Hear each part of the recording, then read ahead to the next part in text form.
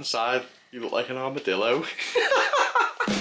We are Rich, Jen, Dexter and Penny, and this is our first trip as a family of 4 to Walt Disney World. In this video we explore Hollywood Studios and see what the likes of Toy Story Land and Star Wars Galaxy's Edge has to offer.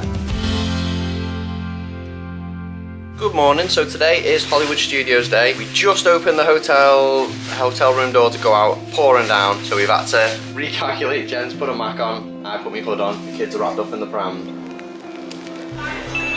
With security, it runs really smooth. People with strollers go through with one adult, the other adult just goes through. You just walk through like airport security, and if you get flagged, you have to just have your bag searched. So we've just got into Hollywood Studios, we're just outside the Chinese Theatre for Mickey and Minnie's Runaway Railway. Apparently it's a 10-minute wait, so we're going to go and check it out.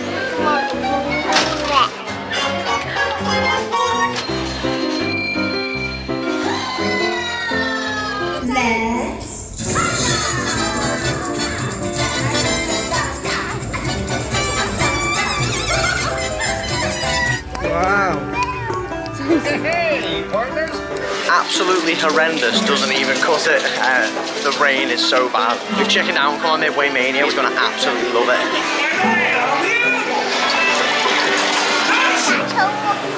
So Jen has just run on to Slinky Dog, which is a 5-minute wait with Dex. Obviously because of the rain, everything's really short at the minute, so we're getting wet, but we're just kind of battering it. What ride are you going on?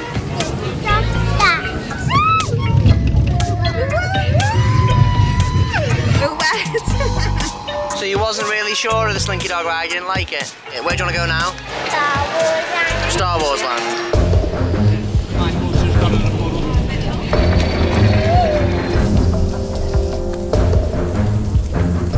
So I've just come on to Smuggler's Run. I'm going to do a single rider, one of the only rides that does proper single rider, and then I'm going to hopefully do a parent swap and get Dex on because the standby queue is now 45 minutes. So I'm hoping this will take about 10 minutes, then we can get Dex on and me and James could both go in it. Also, I'm pretty sure this is where the queue splits, and apparently it's better to go this way.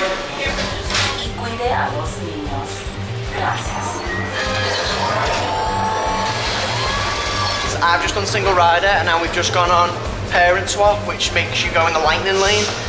I've come on with Dex again because I thought Jen was going to go on with him, but Jen really doesn't like motion rides. So me and Dex just got pretty much right to the front of Smuggler's Run and he decided he didn't want to go on it. To be honest, the theming's so realistic and it's so dark and dingy. It's a bit intimidating, obviously, for someone his age. So it's so well done, Disney, it's legit. Yeah, we're just gonna leave it. Just worth considering as well, the ride itself is pretty full on. It's really, throws you about, it rumbles a lot, and you can't sit with a kid on your knee or anything. You've got to sit in their own seat.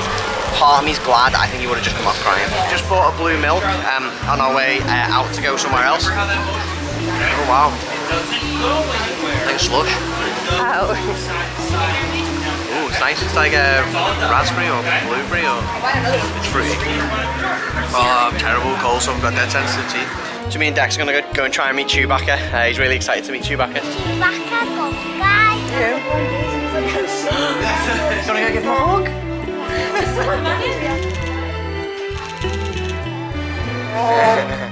So who are we meeting now? Darth Vader. Darth Vader's a bad guy, so he probably won't want to give you a hug, will he? Regardless of whether you're meeting characters, I really like the Star Wars launch bay because it's always really quiet and air conditioned, and it's just really nice if you need a bit of downtime from the busy park, especially if you've got kids. You can kind of come in here and just mellow out a little bit and meet some characters as well. Be trained in the ways of the dark side. Will you rise to the challenge? While wise beyond your years.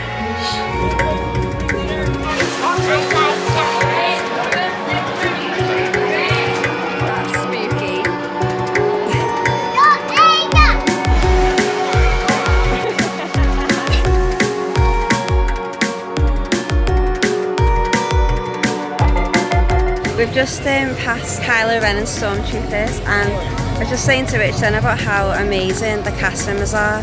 When Kylo Ren and the Stormtroopers passed Chewie, Rey, they all hidden, and Kylo Ren said how he needs to get rid of all the resistance. All the characters were hiding, and as they were like walking away, you could see some of the guests were going, Chewie, Chewie, they've gone. And they were like peering up to see, and then they've come out, and now they're all out greeting everyone again. Like Rey, she keeps finding loads of little girls who are dressed up like her, and she's just chatting to her and stuff, and it's really sweet. I've never known interaction like this before in a park. It's really nice. The shops here are really good. There's just tons of different merch. We've got pins, we got little bags, keychains, and the detail runs into the shops as well. Usually when you go in places like this, like the shops are kind of like a bit of a deviation from the theme, but not here. So yeah, I just had a very brief look in the cantina then. It is cool. They've got, you know, in terms of people wanting that Star Wars experience, they've got the uplights from the bar, which obviously creates the look. The booths with the whole Who Shot First with Han Solo, you can kind of recreate that. But yeah, I just asked her and I just said, can I just go in and have a little look? I had to be escorted in by a cast member, but I think they just don't want you ruining the experience for people who are paying. But yeah, I'm pretty sure you've got to pay. It's kind of treated like a quick service. You can kind of go and have a snack, but you have to book, which is a bit disappointing. You should just be able to go in and buy stuff, but there you go.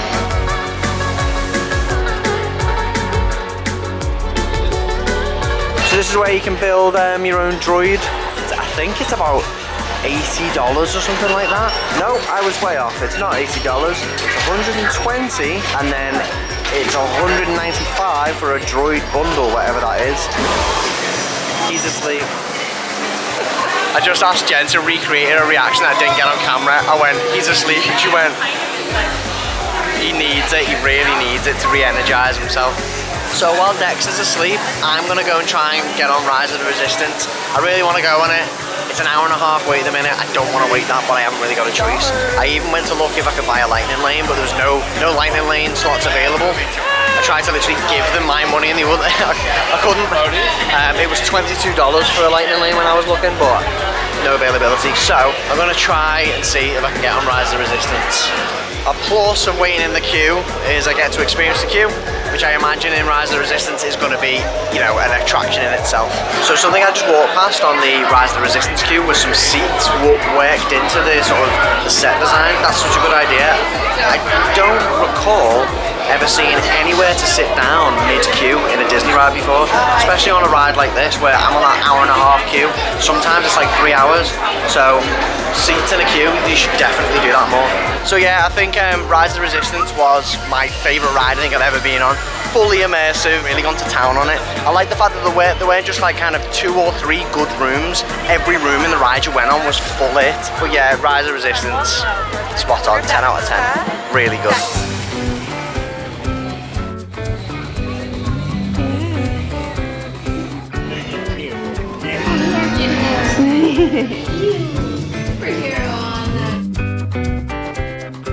So I've just bought the Jack Jack's Nom Nom cookie. It was about $6.25. Was it yummy, Dex? You had a little bit, didn't you then? Got behind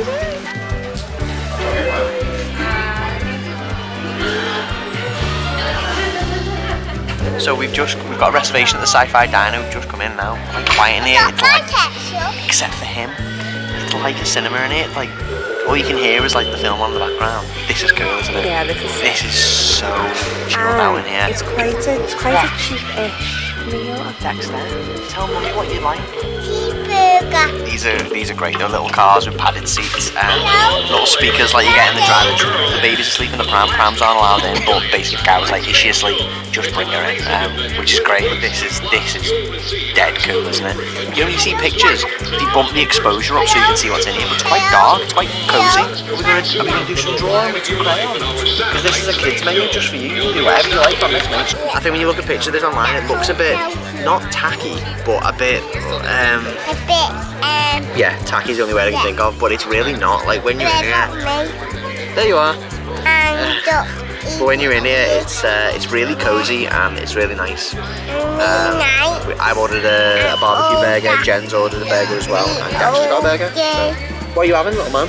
Cheeseburger. A cheeseburger. Yeah. What would you give the Sci-Fi Diner out of 10? 8 or something. An 8? Yeah, I'd probably say that 8 or 9 to be honest. Atmosphere's good, service is good, food's lovely. Average like an adult's about $35. We've come into Toy Story Land to go on the swirling saucers, haven't we?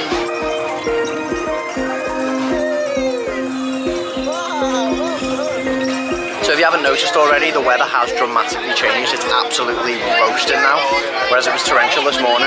Just going back to Galaxy's Edge, I would say you could probably spend an entire day there. We were there for probably about equivalent of a quarter of a day and we barely touched it. I still don't know my way around it. I kept getting lost. I'll probably spend half a day just exploring it and half a day to a full day going on the rides and doing the different attractions and builds, like lightsaber builds and stuff like that they've got there. But Galaxy's Edge delivered. It's really good. And I hear the whole, you know, the purists of Star Wars don't like it and whatever. If you like Star Wars, I don't see how you can't like it. Can I get a hug?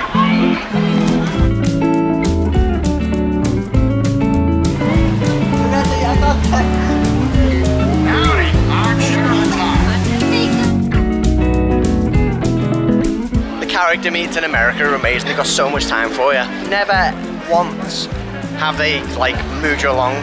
They literally wait for you to get bored of taking photos and then go, and it's great. We're just gonna actually explore some more of the park. We've honestly not done yet. We've been so busy hitting a lot of the big attractions and over near Toy Story and Star Wars. We're gonna go over to Tower of Terror in that area with Rock and Roller Coaster because we're gonna go and do the Lightning McQueen experience with Dex. Just goes to show, like, I always consider Hollywood Studios a bit of a, there's a few good rides and you can zip around it, but we've done well. We've done really well today and we've still not really touched half of it. So was it? 4:55. That's how long it's taken us to get to here because we've hit the other stuff so hard. I don't want to say it's better than Epcot because I love Epcot, but maybe it's on par with Epcot Hollywood Studios. I think it's just, it's been so easy to like meet the characters and then the spontaneous characters that just walk around, like Frozone and Ray. I kind of discount Hollywood Studios and be like, yeah, it's got Rock and Roller Coaster and Tower of Terror. Apart from that, it's kind of We haven't even done any shows. We haven't done any shows, which we thought we'd be doing most of the day, not rides.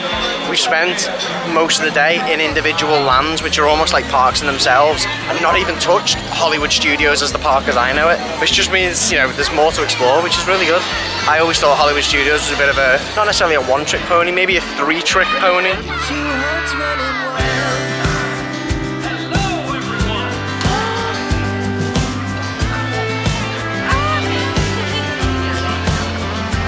We just stumbled across someone proposing, which was nice, right outside the Toy Story Land sign. So we just turned up at Roundup Rodeo. We've got a reservation here now. It's a Toy Story themed restaurant, so let's go and check it out. So the way it works in here is you just order your drinks and your desserts. Everything else on the menu is included. It basically comes as a big platter. I have no idea how much it's going to cost or how it's even charged. It's like brisket, ribs, sausage. It's like barbecue tapas, isn't it? Yeah. So every 10 minutes or so in this restaurant, they have an announcement of some sort. Is it you or me? One was Partysaurus Rex, where everyone had to dance, and then one then was Andy's coming, and all the cast members had to stand still while Andy come in the room. Himself with some stickers. Well done. So we just finished our food here. I'm not going to film it because it's just like a wasteland of bones and meat. I would say at a push maybe there's enough food here for 4 people. I just looked at Jen then and said Tower of Terror. Ooh, imagine that. Or Everest backwards. Ooh. 2 adults. It was like $98, between $45 and $50 each. For all the food you got, the fact that you got a drink and a dessert, I think that's pretty good. That was great value for money. If you want just a bit of a pick out with barbecue food and cool theming, that's perfect. So as is usually the case in Florida, they have a lot of storms, and Millennium Falcon, not the storm, but there's really bad thunderstorms in the area at the minute, and as a result, the wait times for rides are really, really low. I mean, standby wait time for Smuggler's Run is 10 minutes. The standby wait time for Rise of Resistance is 20 minutes, so Jen's gone on that by herself. Yeah, it's kind of like if you can brave the potential rain and thunderstorm, you can get on rides really quick. I've just brought Dexter into the Muppets. Hi, hello everybody. So I didn't intend on going on Star Tours, but it's only a 5-minute wait, so I thought I'd come on. It's been a few years since I've been on Star Tours. Be interesting what I think of it after going on Smuggler's Run and Rise of the Resistance, whether it feels dated and whether it's still worth going on.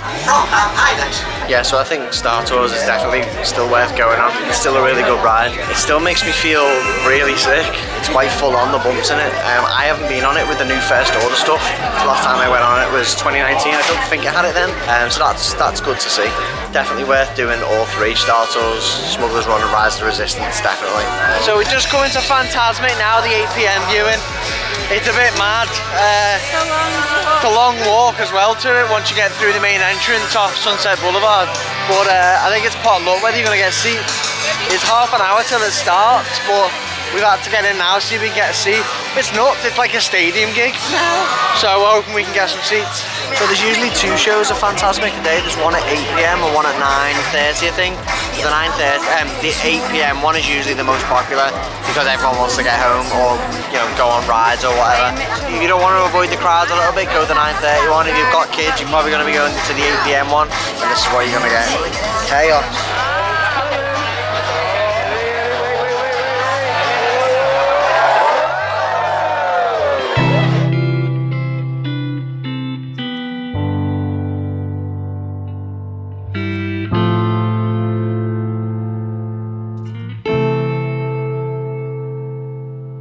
So we just saw Fantasmic. That was really, really good. It's kind of a combination of all the shows you've seen, really. There's water effects, there's fireworks, there's fire, there's actors, there's projections. We saw it. A very similar one. Where was that? California. In California, yeah. And then right at the end, the boat comes up. The boat comes out. Steamboat Willie boat. Yeah, the boat comes out with all the characters on. This was a Steamboat Willie one with some classic characters on. It's just really good. So we just got back to the room. We're having some pizza. We're gonna get to bed soon. By the way, the reason I got pizza is because it's what I usually eat before long runs the night before, because it's just carbs. And Dex is eating a croissant. Have we had a good day today, Dex? I'm not gonna be actually talking. Hollywood Studios, great park.